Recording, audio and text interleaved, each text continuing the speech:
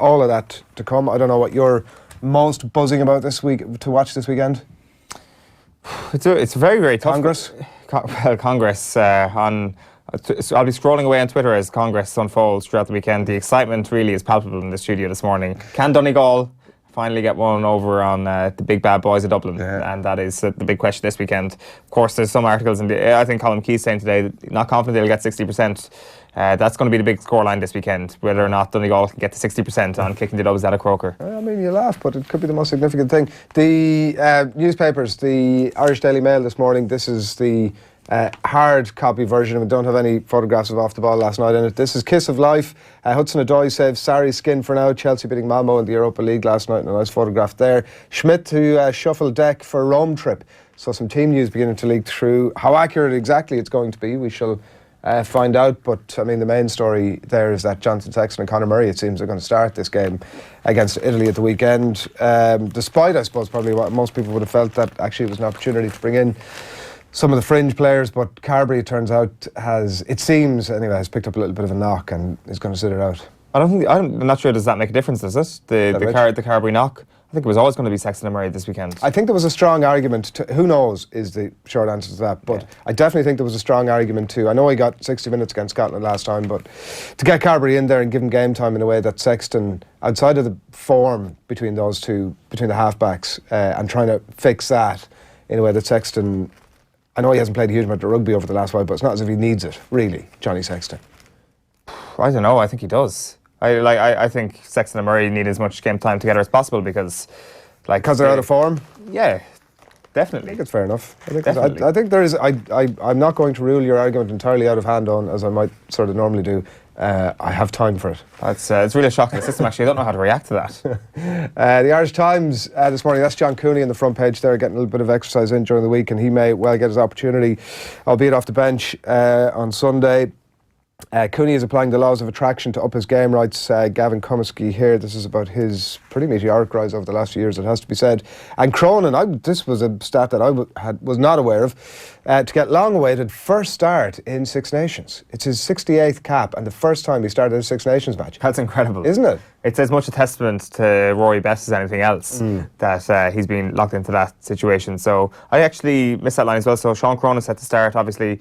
Is there potential shocks in the second row as well? Yeah. In terms of actually sticking with it. Like we saw Quinn Roux being put forward in the media this week, so there was always a suspicion that Quinn Roux was going to play a strong enough part this weekend. But his partner, alongside Alton Delan, it seems like James Ryan is going to be rested out for it. There's definitely a little bit of shuffling. Like the back line looks almost, this is the possible team that Jerry Thornley reports in the Irish Times this morning, and generally tends to be well sourced. The back line looks to be pretty strong as it possibly could be, I think, barring Robbie Henshaw. And there's a little bit of uncertainty in that team news about Henshaw's role in this. Does he come back in? He's obviously on his way back from injury.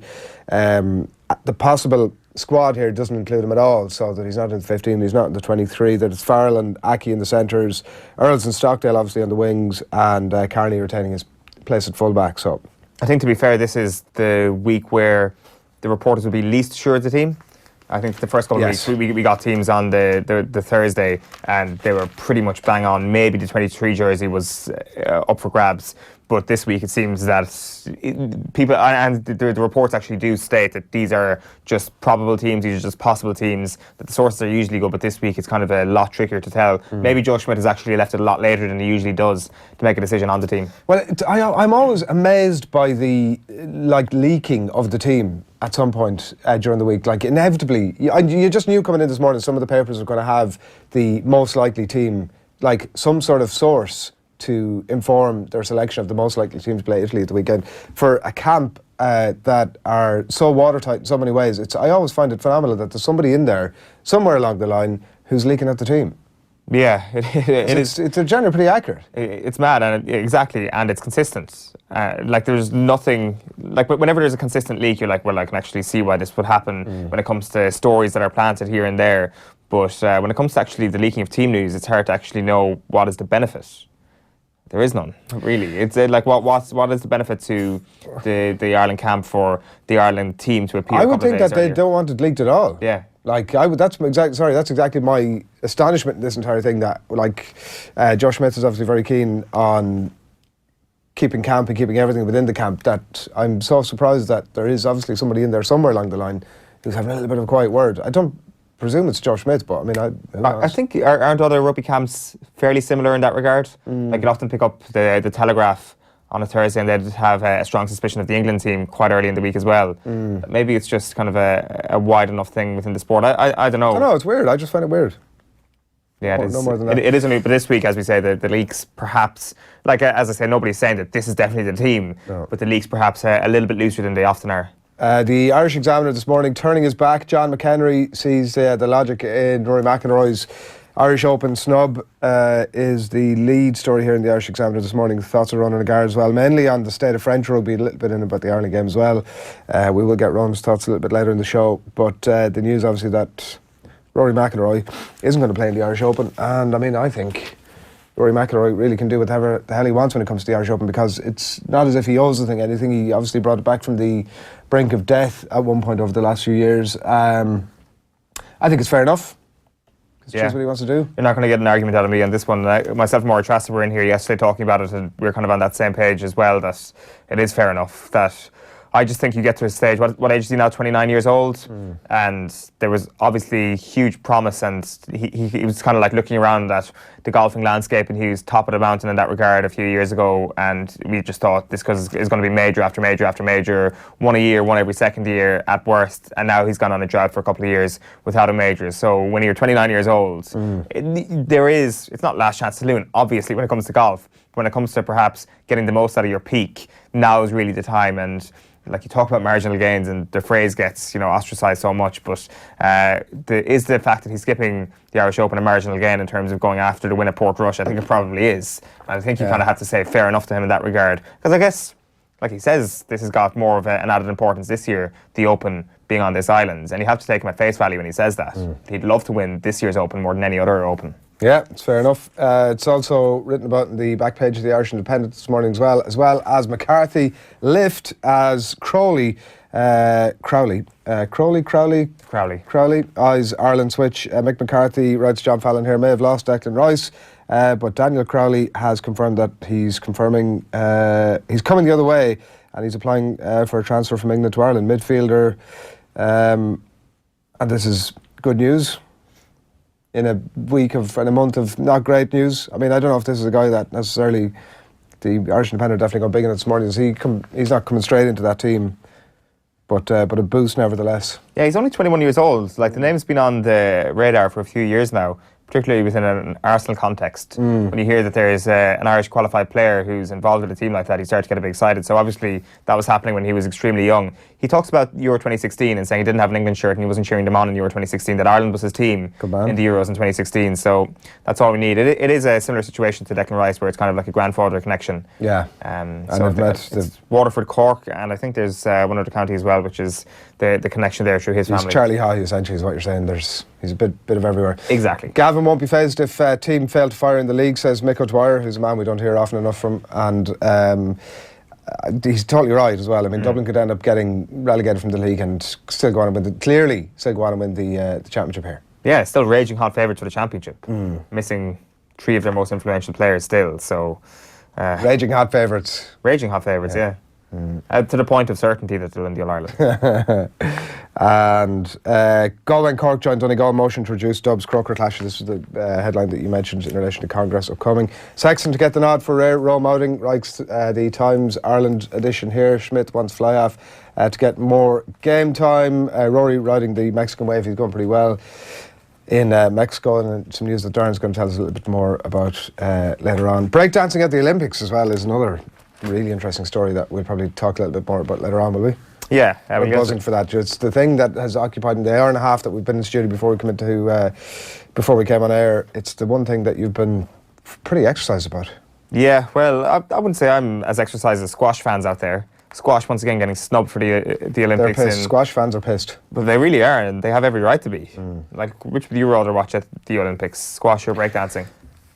That's got to be squash for me. Well, the breakdancing fraternity out there this morning are going to be hot on your heels after that disgraceful comment.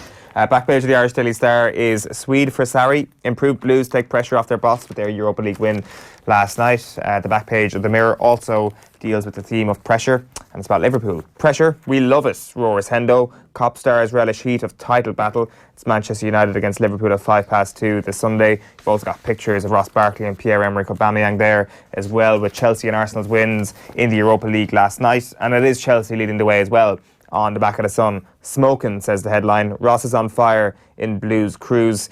Reffing and blinding as well is the headline on the Celtic defeat. Brendan Rodgers is not happy with the ref as Valencia beat them 1-0 on the night at the Mestalla. Back page of the Racing Post is happy to be home. Hammers crying out to be back for victory over struggling Fulham. It's West Ham against Fulham tonight at 7:45. The back page of the Herald then is Hayes has his focus. Dub wants boys to knuckle down in league after Euro exit. And Dublin and Mayo battle selling close to 30,000. So it's a bit up from Dublin's last game at Croke Park. 30,000 expected to show up great, isn't it? Tomorrow evening.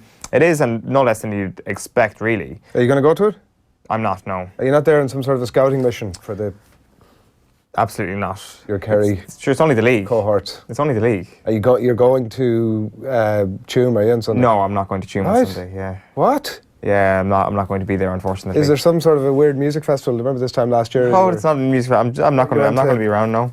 I'm always reluctant to tell you any plans I have. Was it Daniel Bedingfield you went to last year? So who did you go to? What did you say? It was who? Daniel Bedingfield. Was it? Daniel Bedingfield. Now there's a throwback to 2002 right there. Who did you? Why did Daniel Bedingfield come into your head? Because it was some sort of cheesy pop act that you went to last year instead of going to cheesy pop act. Kerry League games. That's not true. Was it? That's just like blatantly untrue. I think I was at every Kerry League game last year. No, well, it's a championship game you missed. There was definitely a game you missed last year to go to some cheesy pop act. I just didn't go to any cheesy pop act last year. I think you're inventing stuff. Daniel Bedingfield. Back page of The Guardian this morning is Gatland and Jones show. Wales coach calls England Sinclair emotional time bomb. It's a great line there from Warren Gatland, who of course would have worked with Sinclair, pretty sure, in the British and Irish Lions. And the Daily Telegraph then this morning. Blues relief for Sarri. It's Olivier Giroud pointing to the sky, and the rugby lead there is Gatland warning on time bomb Sinclair as well. A few verbal barbs between Warren Gatland and Eddie Jones. Jones calling this the best Welsh team of all time, and also a reminder that Wales don't get to pick whether or not the roof is going to be open when it comes to this game at the Principality Stadium, and England have elected to keep it open. Warren Gatland saying, I just don't know why this is. It is a bit ridiculous. Why that they don't just get to call it? Why don't Wales get to call whether or not? Well, I mean, I can see that it's pretty unfair advantage on every single team they play, where they get to decide. Sorry, that's my bad. That they get to decide what whether the roof is open or not. It will be an unfair advantage. Yeah, but it's your home ground. You're supposed to have unfair advantages. You're supposed to control all the elements you possibly can control in your home ground. Yeah. You skipped the minor final as well. Was that Daniel Bedingfield? The minor final. I was at Electric Picnic last year for the minor final, but sure, I wouldn't take a ticket off. No, you didn't see it. I wouldn't take a ticket off a genuine Dublin or Tyrone fan who were there for the senior final. Would there not be genuine? Would that be more genuine Kerry fan to be there to be at the minor game? Well, more genuine. No, the senior final is the real deal. So those Kerry fellas will win All Irelands in years to come.